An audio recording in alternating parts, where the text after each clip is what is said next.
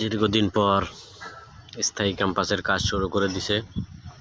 আসলে কাজগুলো অনেক রিস্কের, কত উঁচায় উঠে তারপরে এই বিমগুলা জয়েন দিতে হয় নাট দিয়ে, অনেক রিস্ক। এই রিস্কের কাজগুলো করে আসলে অল্প টাকা বেতনে, স্যালারি খুবই কম তাদের, দৈনিক 500-600 টাকা। তো এই হলো অবস্থা।